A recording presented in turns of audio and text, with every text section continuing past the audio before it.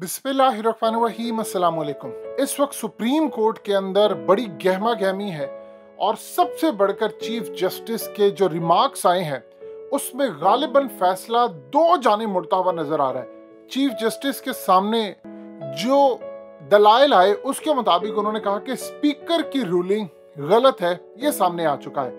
उन्होंने कहा अब आगे क्या होना है ये देखने वाली बात है, और फिर साथ उन्होंने कहा कि फैसला अब हमने आज ही करना है। अब जो सूरत हाल सामने आई है, चीफ जस्टिस ने यहाँ तक कहा कि असेंबली बहाल होगी तो मुल्क में इस्तेहकाम नहीं होगा, मुल्क को इस्तेहकाम की जरूरत है। ये है असल में वो चीज जो कि आगे चलकर बताएगी कि फैसला क्या होने जा रहा है। स्पीकर उड़ भी जाए तो मामला जिस तरफ जा रहा है उसमें इमरान खान को फतह मिल सकती है।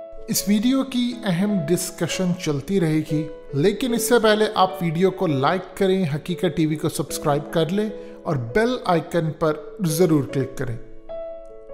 इसमें दो लोगों की जो दलाइल है जो मुमकिन सूरत हाल जा सकती है, उसके मुताबिक गालिबन इस तरह की सिचुएशन पैदा हो सकती है कि जो स्पीकर की रूलिंग थी कासिम सूरी की, उसको वो कह दें कि ये गलत है, लेकिन चूंकि पाकिस्तान के अंदर साजिश हुई है लिहाजा इस सूरत हाल में कोई गालिबन इस तरह का मामला आ सकता है। क्योंकि उस वक्त कहा गया है नईम बुखारी की जानिब से, जिन्होंने सबसे ज्यादा स्ट्रॉन्ग यहाँ पर दलाइल दिए हैं, उन्होंने कहा है कि जी आइन बहुत सारे मामला पर खामोश है, जहाँ आइन खामोश होता है वहां पर रूल्स बनाए जाते हैं।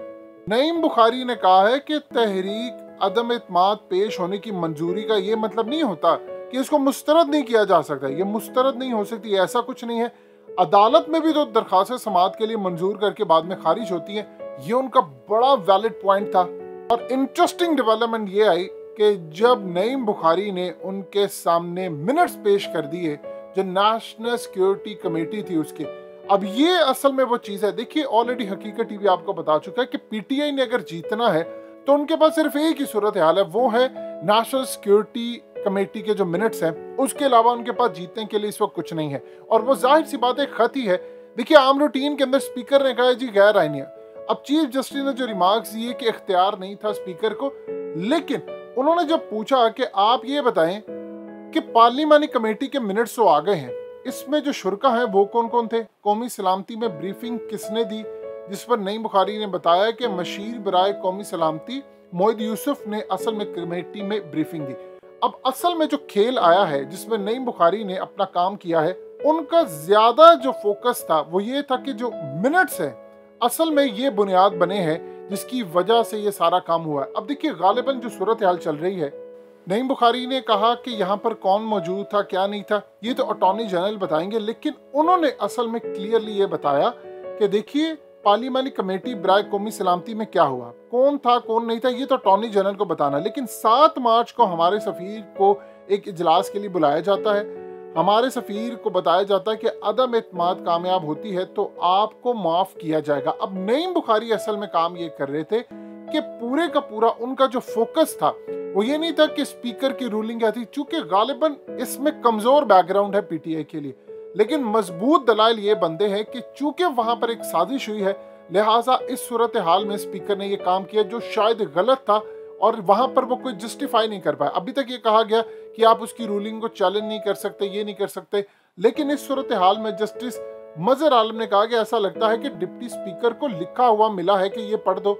डिप्टी स्पीकर ने रूलिंग के आखिर में स्पीकर असद कैसर का भी नाम लिया, जबकि जस्टिस जमाल ने कहा कि क्या अवामी नुमाइंदों की मंशा के खिलाफ रूलिंग देना पार्लिमानी कार्रवाई से बाहर नहीं आता।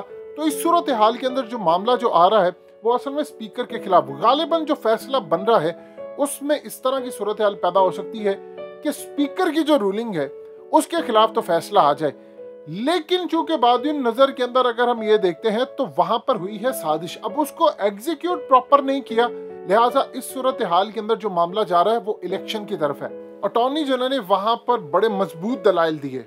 उन्होंने कहा है कि तहरीक अदम एतमाद कानूनी तौर पर पेश करने की मंजूरी नहीं हुई, स्पीकर ने करार दिया कि तहरीक मंजूर होगी, आप कैसे चैलेंज कर सकते हैं, स्पीकर की रूलिंग चैलेंज नहीं हो सकती तो केस ही खत्म हो जाता है, ये असल में अटॉर्नी जनरल वहां पर कहते रहे। उन्होंने कहा कि आइन में कहीं नहीं लिखा कि अक्सरियत मुखालफत करे तो तहरीक मुस्तरद होगी, तहरीक पेश करने की मंजूरी का जिक्र असेंबली रूल्स में मौजूद है।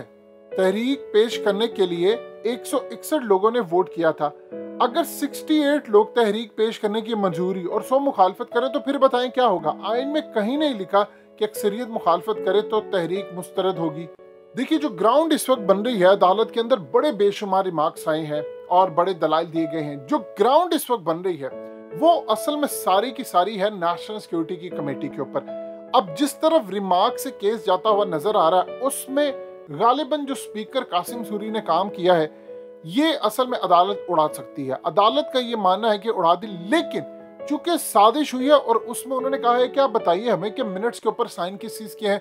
नईम बुखारी ने जो कॉपी दी, उन्होंने कहा कि मैं आपको ओरिजिनल कॉपी भी दे दूंगा, क्योंकि उसके अंदर याद रखिएगा उन्होंने पूछा कि 11 लोग शरीक हैं। अब 11 लोगों में सबसे बड़ा जो पाकिस्तान का इदारा है वो पाकिस्तान की फौज है। उनके आर्मी चीफ मौजूद थे, नेशनल सिक्योरिटी एडवाइजर मौजूद थे, 3 सर्विस चीफ थे, ज्वाइंट चीफ थे, ISI चीफ थे, 4 फेडरल मिनिस्टर थे, 4 फेडरल सेक्रेटरीज थे और इसके अलावा सिविल मिलिट्री ऑफिशियल्स ने इसको अटेंड किया। अब ये असल में दलाल वो बता रहे थे कि असल में जो खत आया है उसमें मिनट्स में ये चीज लिखी हुई है कि फौज समेत ये सारे लोगों ने कहा है कि जी हाँ साजिश हुई है, लिहाजा इस सूरत हाल को आप बिल्कुल छोड़े नहीं। अब देखिए, यहाँ तक तो अदालत मुतमईन है कि आपने जो बात कही, लेकिन वो इस बात में मुतमईन नहीं हो रहे कि स्पीकर ने जो काम किया। अब गालिबन जिस तरफ चीज जा सकती है वो अदालत इस तरह के फैसले की तरफ जा सकती है जिसमें यह कहा जाएगा कि स्पीकर ने गलत काम किया। लेकिन चूंकि नेशनल सिक्योरिटी कमेटी के अंदर फौज थी, एजेंसियां थी, सारे लोग थे, लिहाजा इस सूरत हाल के अंदर अगर हम देखते हैं तो पाकिस्तान के अंदर साजिश हुई है और ये चीज असल में इमरान खान के हक में जाती है, जो असल में अल्टीमेटली इलेक्शन की तरफ लेकर जाती है। नईम बुखारी स्ट्रॉन्ग दलाइल इसलिए नहीं दे सके जो स्पीकर की रूलिंग थी, क्योंकि देखिए एक चीज ध्यान में रखिएगा, अदालत ने कहा कि जब अदम एतमाद पेश हो जाती है तो फिर आप असेंबली नहीं तोड़ सकते, स्पीकर ये नहीं कर सकता। उन्होंने कहा जी फवाद चौधरी ने आकर पॉइंट ऑफ ऑर्डर पर बात की, आपने ये कहा, उन्होंने कहा वहां पर शोर इतना ज्यादा हो रहा था कि उसके बाद ये काम करना पड़ा। लिहाजा इस सूरत हाल के अंदर जो गालिबन और आखिरी चीज थी PTI के लिए जो कि उनको फायदा दे सकती है इमरान खान को, वो थी कि आर्मी चीफ से लेकर तमाम इदारों ने इसको इंडोर्स किया है और ये साजिश हुई है। ये असल में वो चीज है जिस पर अदालत ने कोई बात नहीं की और अदालत को पता है, चूंकि उस पर वो क्वेश्चन नहीं उठा सकते। अब आप देख लें कि मिनट्स के अंदर तो क्लियरली लिखा हुआ है कि बाहर से साजिश हुई है और हम इसको नहीं छोड़ेंगे। इवन के इलामिया के अंदर लिखा हुआ है कि बैरूनी मुदाखलत बर्दाश्त नहीं करेंगे। तो यहाँ तक तो चीजें बहुत ज्यादा बिल्कुल क्लियर है। अब दो रास्ते जब टकरा रहे हो और मुल्क के अंदर आप देख लें कि डॉलर 190 के करीब पहुंच चुका है, तो अदालत बेहतर फैसला अगर वो चाहे तो ये कर सकती है जिसके अंदर वो कहे कि ठीक है स्पीकर की रूलिंग हो गई है खराब, लिहाजा उसने तो काम ठीक नहीं किया, लेकिन बादुन नजर में चूंकि साजिश हुई थी लिहाजा इस सूरत हाल के अंदर कोई इलेक्शन की तरफ कौम को लेकर जाते हैं ताकि ये जो बहरान है ये खत्म हो जाए। लेकिन उसके अलावा अब अदालत ने फैसला करना है। सुप्रीम कोर्ट के अंदर नईम बुखारी ने जो स्ट्रॉन्ग दलाइल दिए थे उसमें एक चीज क्लियर है कि उनका जो सारे का सारा फोकस था वो ये था कि अगर अदालत ने फर्दर जाना है, यानी मिसाल के तौर पर अब अटॉर्नी जनरल ने ये बात कर दी, उन्होंने कहा जी इन कैमरा आपको बता सकते हैं खत के जो भी चीज़ खुली अदालत में नहीं बता सकते। तो सोच ले इतने बड़े लेवल के ऊपर पाकिस्तान में जो साजिश हुई है उस पर वो कह रहे हैं कि सारी दुनिया के सामने नहीं बता सकते। सोचिए कितने कितने बड़े लोग इन्वॉल्व है। ये खत की जो चीजें सामने आ रही है ये बड़ी कम है। अब इस सूरत हाल के अंदर फैसले की घड़ी आने वाली है और एक चीज तय हो चुकी है कि साजिश को अभी तक रिजेक्ट नहीं किया गया कि साजिश हुई है।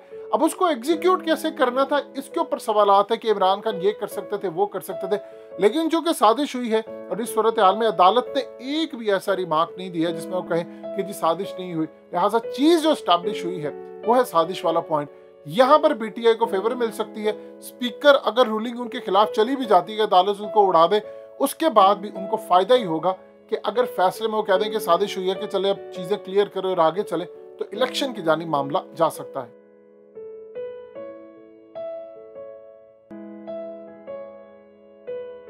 हकीकत टीवी को सब्सक्राइब करना मत भूलें, वीडियो को लाइक करें, शेयर करें और कमेंट सेक्शन में अपनी राय का इजहार जरूर करें।